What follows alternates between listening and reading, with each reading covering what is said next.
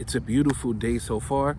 So right now I'm in Charlotte, North Carolina, and I have been for a few days. And my purpose for coming down on this occasion is for training. So I'm here. We took another quiz this morning, and I finished it really, really fast. And so now we are waiting for, I guess once you finish, you get to exit the room and give other people time to do it, take some stress off of them. But anyway, what I wanted to do in today's video is talk about what it would be like for a person to move from, let's say, New York City down here to Charlotte. And no matter where you live, a lot of things I'm going to talk about you can apply to where you're from. So let's discuss some of the pros and cons if that was your situation, moving from New York to Charlotte. So a good thing is we'll talk about your savings when it comes to housing.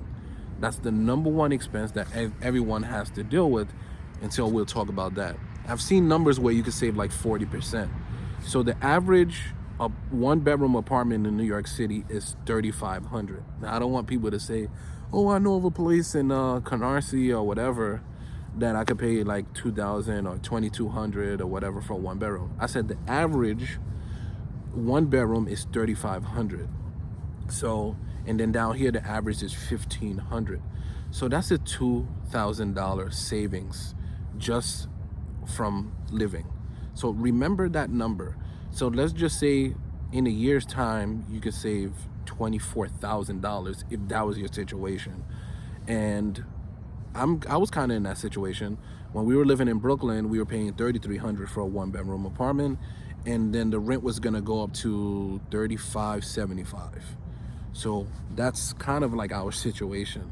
So $3,500 down here, $1,500. So let's keep those numbers in our heads because I'm gonna bring it back when I talk about another segment. So that's a good example. Another example, when we talk about housing, in New York City, even if you pay $800,000 for a home, and if an outsider comes and see your $800,000 home, they're not gonna be impressed. In some cases, the area is not the best. In other cases, there's no garage. And so and in some cases, houses are connected. So, but if you were to come down here, even if you pay half, $400 or $500, you can get a great home in a great area with land and everything like that. So that's something to think about. So now we're looking at a renter compared to a homeowner down here. And obviously, I'm pretty sure that the property taxes is cheaper here than it would be in New York. So that's some things to keep in mind. What is another pro about living out here? Now, right now, it's a little after 8. I think it's like 8:20 or so. And if I was in Albany, New York, or New York City for that matter, I wouldn't be sitting outside this time of the year. I will be freezing. I have no coat on right here. I'm chilling. As a matter of fact, today is supposed to go up to, I think close to 70 degrees. So I'm looking forward to that. Now, we've been getting mild winters in New York, but still, no one would want to sit outside right now, this time of morning. So that's the big difference though. When you come down here, the winters are milder. Will it snow? Yeah, it will snow sometime. But you know, even judging from when I used to live in Atlanta and in Alabama, I don't even remember using a shovel to get my car out. So that's just an example. Now let's talk about cons, because people always want to move over to the cons. Oh, that's a great thing. I know it's cheaper, yada, yada, yada. What are some of the cons? I would say when we look at transportation, if you're from New York, which has the best transportation in the country, I'm not talking about the fact that the system is dirty or you experience delays or whatever. I'm talking about connectivity. I'm talking about once you enter, let's say, the Bronx and you're trying to get to Queens and you pay that $275, you can make your connections until you get to your destination with that same amount. It's not like that all over the world. For example, in Japan, there's different lines. Some of them you'll pay, like, so I'll use this example again. Let's say I started in the Bronx and I take a line into Manhattan and I paid that $275. Sometime you would have to get out, like, let's think about 42nd, where there's that long way from the A train to the 1 train where you walk on the ground. But forget about that. Think about exiting up, and then you have to walk and enter a station again and pay another amount. Because I think in Japan, different lines used to be owned by different companies back in the day, and so that's why it's like that. So New York has it where you can go everywhere for that $2.75. So that's great. Now, we have a great bus system in the sense that they're very frequent, etc., etc.